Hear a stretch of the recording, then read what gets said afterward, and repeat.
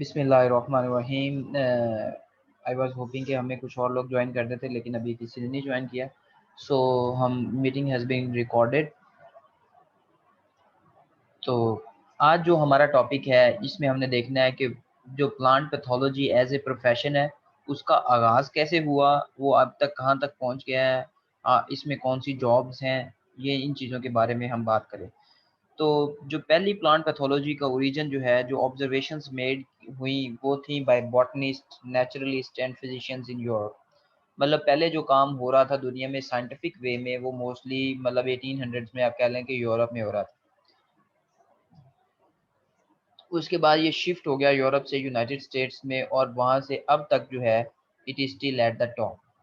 तो scientific studies या जो आप कह लें कि साइंटिफिक इनोवेशंस जो है, वो आज यूएस उसमें अभी तक टॉप पे है। और इसका आगाज़ जो है वो 17th सेंचुरी में कह लें यूरोप से हुआ। उससे पहले कि ये नहीं बताते या हम बता देते हैं, तो उससे पहले मुस्लिम हिस्ट्री जो थी, वो मुसलमानों ने जो थी उनमें शायद प्लांट पैथोलॉजी तो एज ए प्रोफेशन ना हो, लेकिन एस्ट्रोलॉजी, केमिस्ट्री, फिज़िक्स, इन चीज़ों पे उन्होंने बहुत ज़्यादा काम किया, मेडिकल साइंसेज़ पे बहुत काम किया। तो ये मतलब 1700 से स्टार्ट सिर्फ़ इसलिए करना कि ये बददियानती है मेरा ख़्याल है, but it is a fact like they it is the way the Europe या द वेस्टर्न मीडिया और द पीपल पुट इट। अगर हम उसकी बात करें तो 19 जो पहली सोसाइटी बनी, नेदरलैंड्स, डच जिनको हम कहते हैं, तो Netherland society of plant pathology बनी 1891 में, और उन्होंने पहला Netherlands journal of plant pathology 1895 में पब्लिश किया। तो इसी तरह आजकल पाकिस्तान में भी है पाकिस्तान फाइटोपैथोलॉजिकल सोसाइटी, जो बहुत लेट बनी, मतलब, लेकिन वो भी अपना एक जर्नल पब्लिश कर ली है। लेकिन प्लांट पैथोलॉजी में जो सबसे पहली सोसाइटी बनी, वो 1891 में डच ने बनाई। उसके बाद जो दूसरी बनी, जो आज भी दुनिया में एपीएस जिसको हम कहते हैं, यूनाइटेड स्टेट्स की, जो बहुत फेमस है, जिसकी मतलब जिसकी सबसे ज़्यादा आप कह लें गुडविल है। तो ये इन्होंने जो अपना काम शुरू पब्लिश करने का शुरू किया, that they name that journal phytopathology, जो 1911 में शुरू हुआ। ठीक है। तो मतलब हर मुल्क के अपने इंडिपेंडेंट सोसाइटीज़ बनती गई, और उसके बाद ये मामला चलने शुरू हो गए। इन जर्नल्स में क्या होता था कि जो उस वक़्त की, या जैसे अभी जर्नल्स में है कि जो रिसर्च होती है उसको वो पब्लिश करते थे। जो 1911 है, उसमें जाके ये फाइटोपैथोलॉजी पब्लिश हुआ। उसके बाद जो नई सोसाइटी बनी, वो बनी जापान 1916 में, और उन्होंने अपना जर्नल पब्लिश किया 1918 में, that is still ongoing. So basically आप ये समझ लें कि 19वीं सदी के स्टार्ट में जो है, वो एज ए प्रोफेशनल फाइटोपैथोलॉजी, जो प्लांट पैथोलॉजी है, वो काम करना शुरू हो गई। अगर हम बात करें कि एसोसिएशंस, और कनाडा में 1930 में, इंडिया में 1947 में ये काम मामला चलते रहे। In the second half of the 20th century, plant pathology is nearly 50 more country organised into professional associations, और उनकी फिर एसोसिएशंस बनना शुरू हो गई, जैसा कि लैटिन अमेरिकन फाइटोपैथोलॉजिकल एसोसिएशन। इसमें ये होता है कि जितने भी लैटिन अमेरिका के मुल्क हैं, वो सब ने मिल के ये जो है वो एसोसिएशन बनाई। और या फिर रीजनल बेस थी, जैसे मेडिट्रेनिया फाइटोपैथोलॉजी या मेडिट्रेनिया, ये शुरू हो गया। तो पहले हर मुल्क की अपनी थी, और उसके बाद वक्त के साथ साथ साइंसदानों को समझ आई कि जो साइंस है वो किसी एक मुल्क की नहीं है। ये जितनी हम इसमें कोलैबोरेशन करेंगे, कोऑपरेशन होगा, उतना ही ये आगे जाएगी। तो इसलिए मल्टी नेशनल यूनियंस जो है वो बनना शुरू हो गई। उसके बाद हमारे पास पहली first international Congress of plant pathology London में हुई 1968 में। तो मतलब आप ये कह लें कि तकरीबन 50 साल पहले प्लांट पैथोलॉजी की जो फर्स्ट इंटरनेशनल कॉन्फ्रेंस थी, वो उसका इनकाद हुआ। इंटरनेशनल कांग्रेस का मतलब ये था कि दुनिया से जो बेहतरीन प्लांट पैथोलॉजिस्ट थे, वो वहाँ पे गए, वहाँ पे इकट्ठे हुए, उन्होंने अपना अपना नज़रिया पेश किया, या वो डिफरेंट बीमारियों के बारे में उन्होंने अपनी अपनी राय दी, और इस तरह एक साइंटिफिक शेयरिंग का अमल जो है वो स्टार्ट हुआ। अब अगर हम इसी चीज़ और इसके साथ साथ ये काम चलता रहा। अगर हम इंटरनेशनल सेंटर्स की बात करें, तो 1940 में रॉक फेलर फाउंडेशन जो थी, उन्होंने मैक्सिकन गवर्नमेंट के साथ मिलके एक इंटरडिसिप्लिनरी रिसर्च के लिए एक प्रोग्राम बनाया जिसमें व्हीट, कॉर्न, पोटैटोज और बीन्स के ऊपर काम होता था। फिर यही जो फिल रॉकफेलर फाउंडेशन प्रोग्राम था, इसने कोलंबिया, चिली और इंडिया के अंदर जो है ट्रेनिंग पर्सोनल जो है उनको ट्रेन किया। और उसके बाद सो विद द लेकिन वक्त के साथ साथ क्योंकि पैसे की रिक्वायरमेंट बढ़ती गई, तो रॉकफिलर और ने कोऑपरेट किया फोर्ड के साथ। उस वक्त फोर्ड जो आज भी है, फोर्ड गाड़ियां थी, उस वक्त फोर्ड ट्रैक्टर होता था। तो ये बहुत ही फेमस मतलब उस वक्त की टॉप इंडस्ट्रीज थी। इनके साथ मिलके इन्होंने एक बुनियाद रखी इंटरनेशनल राइस रिसर्च इंस्टीट्यूट की, जिसको हम इरी कहते हैं, जो आज भी दुनिया का बेहतरीन राइस का इदारा है। राइस की जितनी भी वैरायटीज़ हैं वो इधर ही से आ रही हैं। राइस पे सबसे ज़्यादा काम दुनिया में इसी पे हो रहा है। आप भी अगर आप प्लांट पैथोलॉजी या कोई भी एग्रीकल्चर की फील्ड में कोई भी मेजर करते हैं, तो कल आप इरी में जॉब कर सकते हैं। ये इरी जो है ये फिलीपींस में है। 1960 में with the help of Rockefeller and Ford foundation ये स्टार्ट हुआ। और सिमेट इंटरनेशनल मेज एंड व्हीट इम्प्रूवमेंट सेंटर, ये दोनों जो हैं ये शुरू हुए। ये सिमेट मैक्सिको में 1966 में हुआ। और उसके बाद international institute of tropical agriculture IITA in Nigeria in 1968 में स्टार्ट हुआ। And the international centre of the tropical agriculture CIAT in Colombia in 1968। So basically एक मुल्क से हम ऑर्गेनाइजेशंस की तरफ गए, और फिर पूरी दुनिया के बेहतरीन लोगों को इकट्ठा करके ऐसे इदारे बनाए गए जो कि एक बेहतरीन यील्ड वाली वैरायटीज दे सकें। इसमें जो सबसे पहले इदारा जो बना उसको हम इरी कहते हैं, जिसका नाम है इंटरनेशनल राइस रिसर्च इंस्टीट्यूट, जो कि फिलीपींस में है। उसके बाद सिमेट, इरी और सिमेट का नाम अगर आप इंटरनेशनल कॉन्फ्रेंसिस में जाएंगे तो आप अक्सर औकात सुनते रहेंगे। तो ये दोनों इदारे ही बहुत ही मजबूत और दुनिया के लिए बहुत ही फ़ायदेमंद है। और आप इनकी वेबसाइट्स पे भी जाके अगर आप गूगल करें तो आप इनको देख सकते हैं कि ये क्या काम करते हैं। अगर आप प्लांट पैथोलॉजी यानी कि अगर आप BSM प्लांट पैथोलॉजी को छोड़े, एग्रीकल्चर की किसी भी फील्ड में आप एक्सपर्ट हैं, तो आप if you think you are capable, you can go there and work for them. और वहाँ पे वर्क करना जो है वो एजाज़ की बात है। अगर हम आगे चलें तो फिर वर्ल्ड बैंक और इन कोलैबोरेशंस जो हैं, इन्होंने क्या किया, consultative group on international agriculture research. जब ये इतने इदारे बन गए तो इनको चलाना दो कंपनीज या दो फाउंडेशंस के बस का काम ना रहा। इन्होंने फिर कंसोर्शियम बनाना शुरू कर दिए, जिसके में वेल्दी अमीर मुल्कों ने डेवलपमेंट बैंक्स थे और फाउंडेशन और एजेंसीज बना के इन्होंने CGIAR बनाया, जो कि बहुत से मुल्कों में फंडिंग देता है। The CGIAR determining research priorities, उन्होंने research priorities बनाई, and it consists of 13 scientists and economists। उसके साथ साथ ये चीज़ें जो हैं, फिर CGIAR के बाद international crop research institute for the semi arid tropics in India बना। और इसी तरह international potato centre in Peru in 1972, Asian vegetable research and development centre in Taiwan बना। तो इस तरह ये मतलब ये तमाम जो है वर्दा, इफ्री, इसनार, IPGRI, ILRI, तो इस तरह के तमाम जो सेंटर्स हैं उनका इनकाद उनको बनाया गया। अगर अब हम दुनिया में देखें तो जो सबसे इम्पोर्टेंट, जैसे मैंने आपको बताया कि इरी है, it is in Philippines.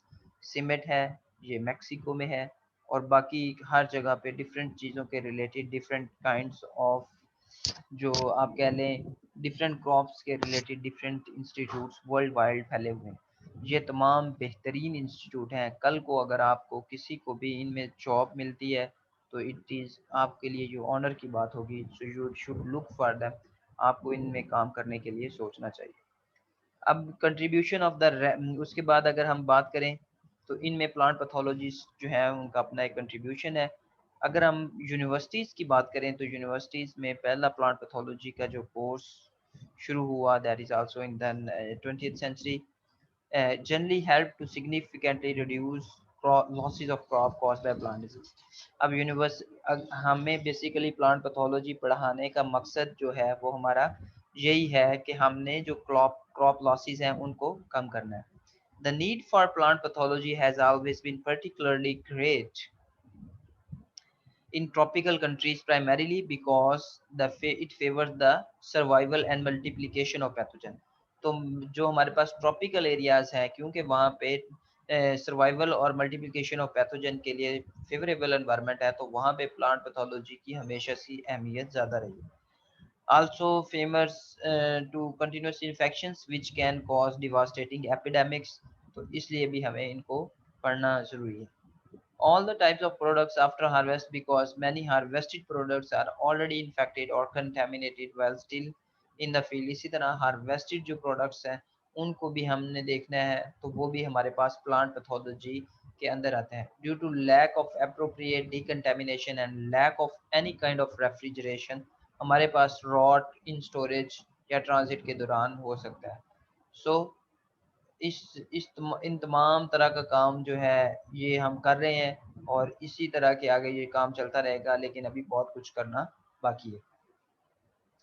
Trends in teaching और ट्रेनिंग इन प्लांट पैथोलॉजी की बात करें तो 1875 में हार्वर्ड में पहले एक कोर्स ऑफर किया गया, में फार्लो ने किया। उसके बाद अर्ली 1900s में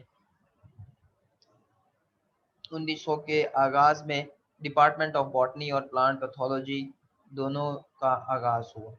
उसके बाद डिजीजेस, इसमें हम करते क्या थे कि diseases of various types of crop जैसा कि vegetable, fruit trees, field crops, in addition to providing information तो of the development of some of the pathogens and diseases and on possible control measures, इसके लिए ये आगाज हुआ। मतलब botany के अंदर भी पहले पढ़ाया जाता रहा, उस वक्त सिर्फ एक कोर्स ऑफर हुआ। उसके बाद डिपार्टमेंट ऑफ प्लांट पैथोलॉजी खुद बन गया, तो उसमें काम क्या हम करते थे कि वेरियस डिजीजेज ऑफ क्रॉप्स, जैसा कि हम आजकल आपको पढ़ा रहे हैं यही चीज़ें, और उसके बाद कि ये कैसे डेवलप कैसे होती हैं और कंट्रोल मेजर्स जो है।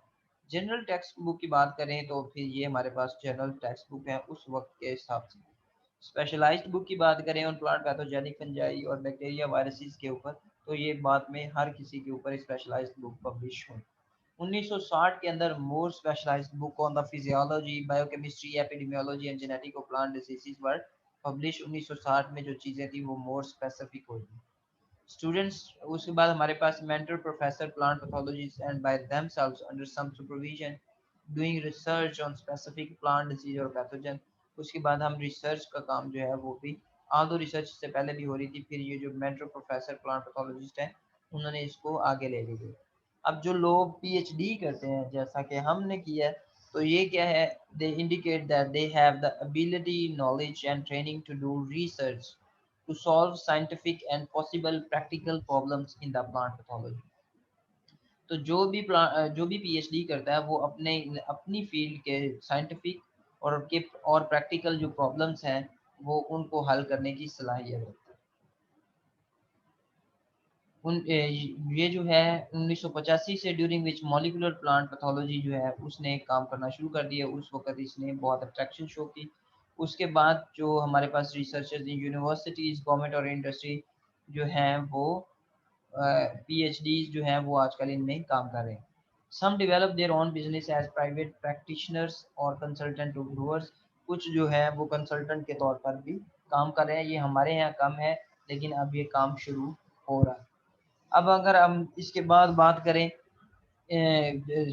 ये करते क्या है, तो visiting crop fields and identifying diseases in plant sample sent by growers and developing and डिससेमिनेशन disease control recommendations.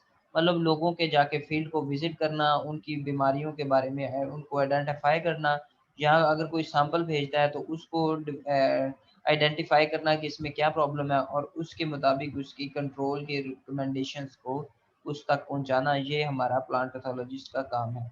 MS और एमएसए के स्टूडेंट जो है वो क्या कर सकते हैं, they have the abilities but with reduced responsibilities and benefits, they can also work in different organisation. इसी तरह जो हमारे पास बीएस इन प्लांट पैथोलॉजी है, either as intermediate step for advance degree और enable the holders to work in university, government and industry for various types of agri businesses। तो BS के बाद बेसिकली आप यही कह लें कि आपके पास मार्केटिंग की जॉब्स हैं जैसे कि कंपनी रिप्रेजेंटेटिव। तो ये बात किताबों में भी लिखी हुई है कि अगर आप बीएस करते हैं तो उसके बाद जो जॉब है वो आपको कंपनी रिप्रेजेंटेटिव या इससे मिलती जुलती जॉब आपको मिल सकती है। It does not have teaching and training that will produce practitioners similar to the general practitioner, physician and veterinarians। ये हमारे पास ये है कि इसको कोई स्पेसिफिक रोल नहीं है कि ये सिर्फ इसकी प्रैक्टिशनर हो। Such practitioners, plant doctors, would also be retained in identifying and making control recommendation for the insects, weed damage, etc. And in the it has been discussed in the late 1980s and was offered for the first time by the College of Agriculture and Life Sciences of the University of Florida in the year 2000. तो बात यहाँ तक पहुँच गई कि मतलब पहले हमारे पास अगर हम कहें तो अभी हम इसको कंटिन्यू करते हैं। अब हम इस वक्त हमारे पास प्लांट फाइटो डॉक्टर्स आना शुरू हो गए, तो अब हमारे पास प्लांट डिजीज क्लिनिक है। इसमें क्या होता है कि through the department of plant pathology growers और काउंटी एक्सटेंशन एजेंट्स और जो होम ओनर्स हैं वो क्या करते हैं, वो डिजीज प्लांट सैंपल करते हैं या सॉइल भेजते हैं और sometime insects to the plant disease clinic and उसकी बेस पे हम जो कंट्रोल मेजर्स हैं वो रिकमेंड करते हैं और ये ऑल फ्री ऑफ चार्ज किया जाता है। इसी तरह ये हमारे पास एमएस और पीएचडी के डिफरेंट एरियाज में हम वर्क कर रहे हैं। Virus disease identification was still made by host symptomatology. जो अभी वायरस की आइडेंटिफिकेशन है वो सिम्टोमेटोलॉजी पे है या फिर हम उसको पीसीआर करके उसको कंफर्म कर सकते हैं। 1970 के बाद every state has at least one disease clinic. 1970 के बाद हर डिजीज के अंदर मिनिमम एक प्लांट डिजीज क्लिनिक होता था। यूएस की बात करें तो Florida has 4 plant disease clinics in addition to the state funded plant disease clinics. In some state there might be one or more privately run plant disease clinic. तो ये हुकूमत की तरफ से भी हो सकता है और कोई अपने आप को खुद एक्सपर्ट समझता है तो वो खुद अपने आप को जो है वो अपना प्लांट डिजीज क्लिनिक जो है वो शुरू कर सकता है, जैसा कि हमारे पास जमील शफी साहब का चल रहा है। स्टेट डिपार्टमेंट ऑफ एग्रीकल्चर अगर हम बात करें तो मे आल्सो बी ऑपरेटेड। इसके बाद plant disease clinic have modern computers with the databases and expert systems जिनकी बेस पे हम और मजीद ज़्यादा काम कर सकते हैं। इसी तरह सीडी वीडियो डिस्क कैपेबिलिटीज अब आ चुकी हैं। तो ये तमाम काम आज दुनिया में चल रहा है। एंड देन इफ भी बात करें practice and practitioners of plant pathology, तो इन तमाम फील्ड्स में ये जो है हमारे पास काम हो रहा है। एमएस और पीएचडी के लोग काम कर रहे हैं और ये बाद में बेसिकली इनका मकसद जो है वो जो हमारे पास क्रॉप डैमेज है उसको मिनिमम करना है। अगेन मैं आप लोगों के लिए इसको थोड़ा सा समराइज करता हूँ कि शुरू में बात यूरोप से शुरू हुई, वहाँ पे जो लोग थे उन्होंने ऑब्जर्वेशन दी, उसके बाद यूनाइटेड स्टेट्स में जो है वो शिफ्ट हो गया, यूएस के साइंटिस्ट ने इनके ऊपर काम किया। उसके बाद जो पहली सोसाइटी बनी वो 1891 में बनी जिसने अपना 1895 में अपना पहला जर्नल पब्लिश किया। उसके बाद दूसरी जो है वो एपीएस है, जो एपीएस ने फाइटोपैथोलॉजी शुरू किया 1908 के अंदर। उसके बाद 1911 में फाइटोपैथोलॉजी शुरू हुआ। 1915 में या 16 में जो है वो फाइटोपैथोलॉजिकल सोसाइटी ऑफ जापान बनी और उन्होंने काम शुरू किए। उसके बाद हमारे पास डिफरेंट मुल्क मिल के उन्होंने अपनी जो है एसोसिएशन बनाई, जैसे कि लैटिन अमेरिकन एसोसिएशन, फाइटोपैथोलॉजिकल मेडिटेरेनियन, ये इस तरह के मामला चलना शुरू हो गए। अगर हम बात करें इंटरनेशनल सेंटर्स की तो हमारे पास मैक्सिको में पहले बना और उसके बाद हमारे पास इरी है, सीमेंट है और इन तमाम का जो इन तमाम का जो काम है वो बेसिकली क्रॉप इम्प्रूवमेंट है। उसके बाद हमारे पास दुनिया के मुख्तलिफ हिस्सों में मुख्तलिफ तरह के जो सेंटर्स या एसोसिएशन शुरू हुई और इन सब को आप मैप के ऊपर देख सकते हैं।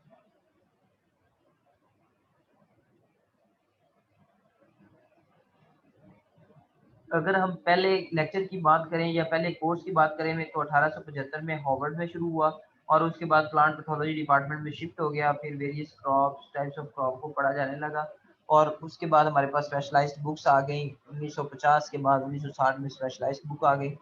तो जो हमारे पास डॉक्टर्स बने वो क्या है, वो कैपेबल है कि वो फील्ड में जाके काम कर सके और यही उन्होंने शुरू किया। उसके बाद हमारे पास प्लांट डिजीज क्लिनिक जहाँ प्लांट फाइटो डॉक्टर्स आ गए, जो कि आज भी चल रहा है। इसको हम क्या कहते हैं, इसको हम कहते हैं कि 2000 के अंदर इसमें हम इनमें काम बहुत ज़्यादा होना शुरू हो गया और इसकी डिग्रीज मिलना शुरू हो गई। उसके बाद ये लोग क्या करते हैं, ये रिकमेंडेशन करते हैं और जो आप सैम्पलिंग है उसको उसमें से आइडेंटिफिकेशन करते हैं और उसकी बेस के ऊपर रिकमेंडेशन करते हैं।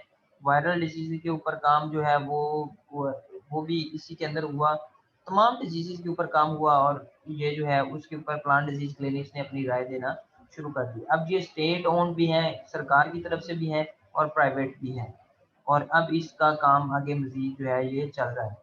तो बेसिक मकसद जो प्लांट पैथोलॉजी का जो है वो आप रिसर्च कर सकते हैं, आप डिफरेंट रिसर्च इंस्टीट्यूट्स में जॉब कर सकते हैं, आप खुद अपना बिजनेस कर सकते हैं और बीएस के अपने बेनिफिट्स हैं, एमएस के अपने हैं, पीएचडी के अपने हैं। सो एज ए प्रोफेशन इसका आगाज़ जो है वो आपको पता चल गया होगा। That's all for today. अगर आपका कोई और क्वेश्चन है तो please do ask.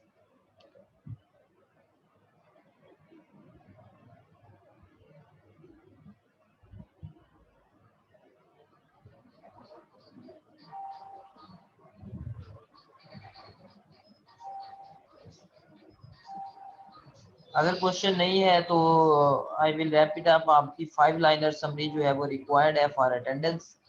So that's all for today.